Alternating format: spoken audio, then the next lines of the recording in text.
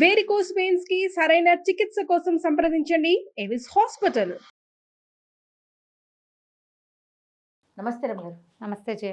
రమగారు, తిట్లు శాపనార్థాలు నిజమవుతాయా? తగిలేస్తాయా? చెప్పండి. తగులుతాయి. ఇప్పుడు పిల్లల్ని తల్లులు తిడుతూ ఉంటారు, అవేం తగలవు. అది ఉట్టి తిట్టే. ఆ క్షణానికి మనసులో నుంచి రాదు కదా, తల్లుల్లో వచ్చిన ఉద్రేకం వల్ల వస్తాయి అంతే. దాంతో ఏం అవ్వదు. కానీ మన పెద్దవాళ్ళు చెప్తారు, పిల్లల్ని తిట్టేటప్పుడు కూడా పెద్దవాళ్ళ తిట్లు దీవెనలు. తిట్టేటప్పుడు కూడా దీవెనే అనుకోవాలి. కానీ సాయంకాలాల వేళ అది దీపాలు పెట్టేటప్పుడు తథాస్తేవతలు తిరుగుతారు, అట్లా తిట్టద్దు పిల్లల్ని అంటారు. కేకలేయాలి, అంతేగా నువ్వు బాగుపడవు అనకూడదు. నువ్వేం బాగుపడతావు అనొచ్చు. ఇలాంటి పనులు చేస్తే నువ్వేం బాగుపడతావురా అనొచ్చు. నువ్వు బాగుపడవు, నువ్వు నాశనం అయిపోతావు అలాంటిది. నీ మొహం మండ, నిమ్మకడుపు కాలా, అలాంటి నీ తలపండు పగలా, అలాంటివి అనకూడదు. కానీ అవన్నీ తిట్లు సహజమైన తిట్లుగా ఉంటాయి కదా. మనం ఎన్ని తిడతావు అందులో. ఒక విడిదుంపదేగా కదా. మా ఆంటీ ఒకటి మొదలారా అంటారు, దీని మొదలారా అంటారు. ఆరటం అంటే పోవటమా అంటే అంటే ఏం కాదమ్మా, అది తిట్టు కాదు దీవెనే అంటుంటారు. నిమ్మకడ బంగారం కాను అంటాం, తిడతారు. నువ్వు నాశనం అయిపోతావు. ఇందులో ఇంచి చూడు శాపనార్థాలు. నువ్వు బాగుపడవు, నువ్వు నాశనం అయిపోతావు, నీ పిల్లలు ఫకీర్లు అయిపోతారు, అయ్యో నువ్వే ఏదో రోడ్ల మీద పడి తిరుగుతావు, ఇలాంటివి తిడతారు కదా.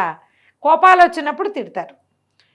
కడుపు మంటతోటి తిట్టే తిట్లు శాపనార్థాలు నిజం అవ్వచ్చు జయ. ఈ మామూలు కేకలేటాలు, మొగుడు పెళ్ళాలు కొట్టుకునేటప్పుడు ఒకళ్ళొకళ్ళు తిట్టుకోటాల్లో వచ్చే తిట్లు అవి కాదు. ఆక్రోశంతో తిడితే,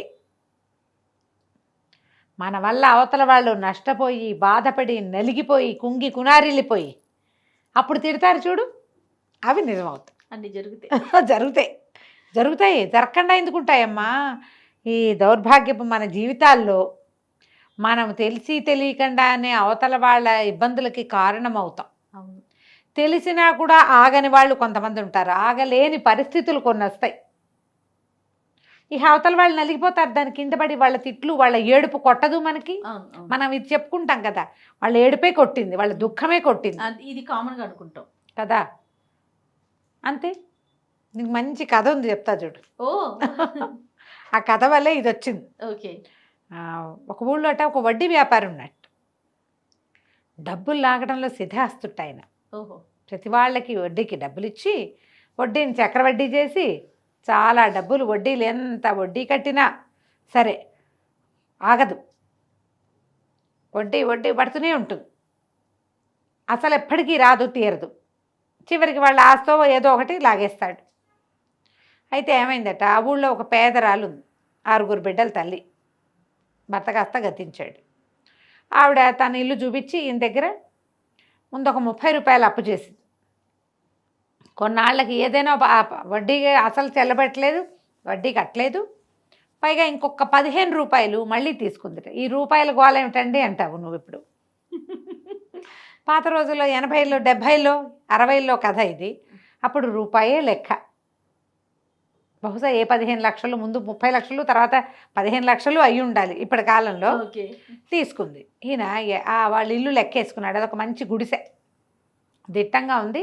ఎంత కాదన్నా ఒక 170, 190 గజాల స్థలం, 200 గజాల స్థలం అనుకో. ఈ 200 గజాల స్థలము దీనికి సరిపెట్టి లాగేస్తే పోతుంది. 200 గజాల స్థలం ఇంచుమించుగా ఒక 100-150 రూపాయలు చేసేది ఆ రోజుల్లో.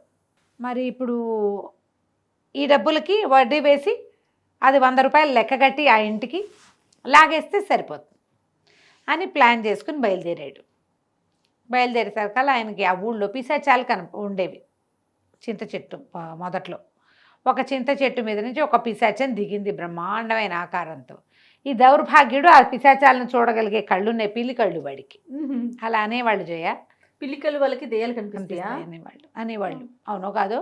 ఇది చూసి అబ్బో మా ఊళ్ళో ఎవరికో మూడిందే అంటే ఈయన అడిగాడు. ఆ పిశాచం అడిగింది, మరి నువ్వెవరి కోసం బయలుదేరావు, నువ్వెవరికి మూడగొట్టడానికి అనేసరికి ఈయన చెప్పాడు, ఆ పాత రోజుల్లో 30 రూపాయలు అప్పిచ్చాను ముసలమ్మకి, మరి మళ్ళీ 15 రూపాయలు తీసుకుంది, అంటే 45 రూపాయలు ఓ 150 చేసే ఇల్లు ఒకటి ఉంది, 100కి సరిపెట్టి అది లాగేద్దానికి వెళ్తున్నాను అని వివరం అంతా చెప్పాడు, తన వ్యాపార రహస్యం.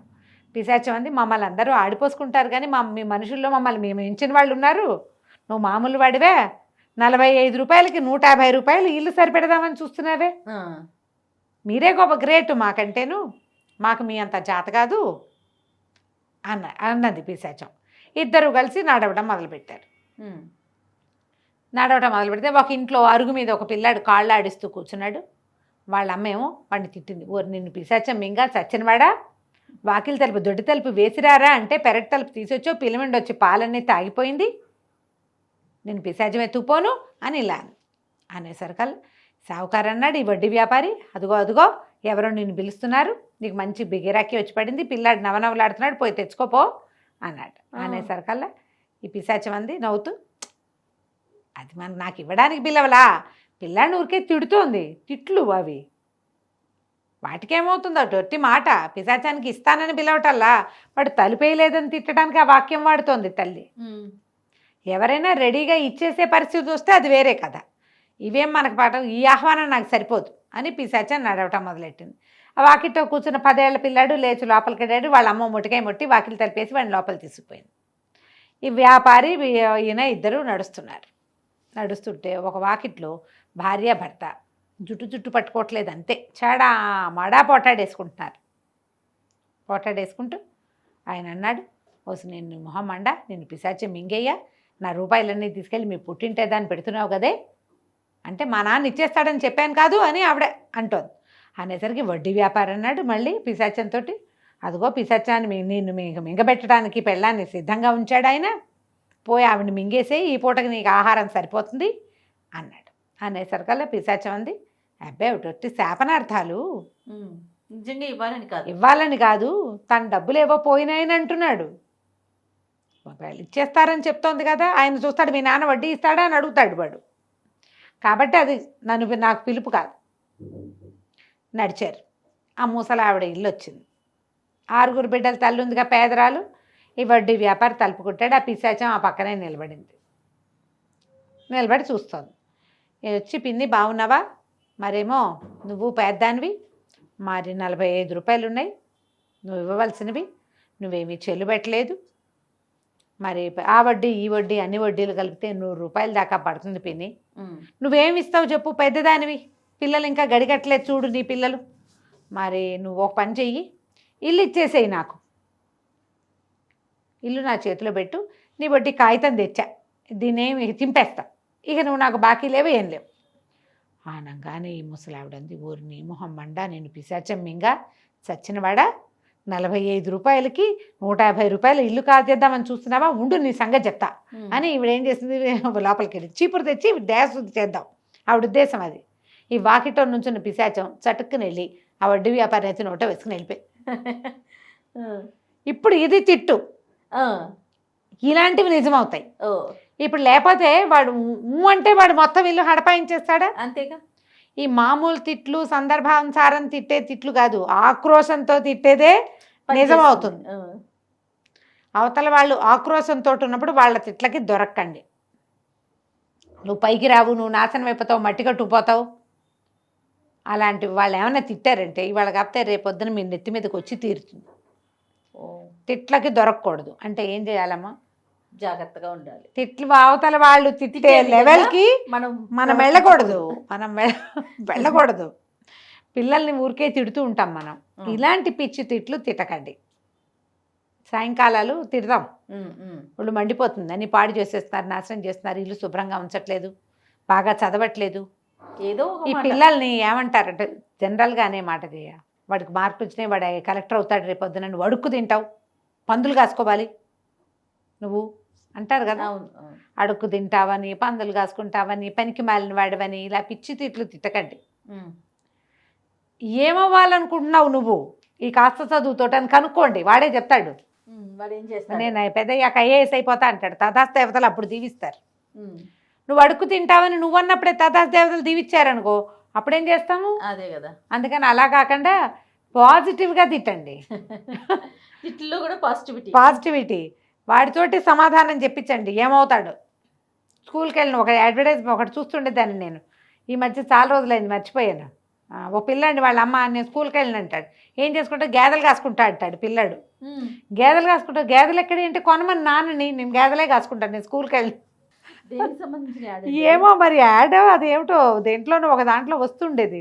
ఓ పిల్లాడు గేదెలు కాసుకుంటాడు, వాడు గొడ్లే కాసుకుంటాడు. స్కూల్కి వెళ్ళను నేను. వాడికి ఆ ఐడియా ఎవరిచ్చి ఉంటారు? పెద్ద అయ్యాక చదువుకోకపోతే గేదెలు కాసుకోవాల్సి వస్తుందని చెప్పారు. చెప్పుంటారు. ఏం లేదమ్మా, ఇప్పుడు అట్లా లేదు. గేదెలు ఆవులు కాసుకునే వాళ్ళు కోటీశ్వర్లు అవుతున్న దాఖలాలు ఉన్నాయి ఇప్పుడు. మరి బాగా చెప్పారు.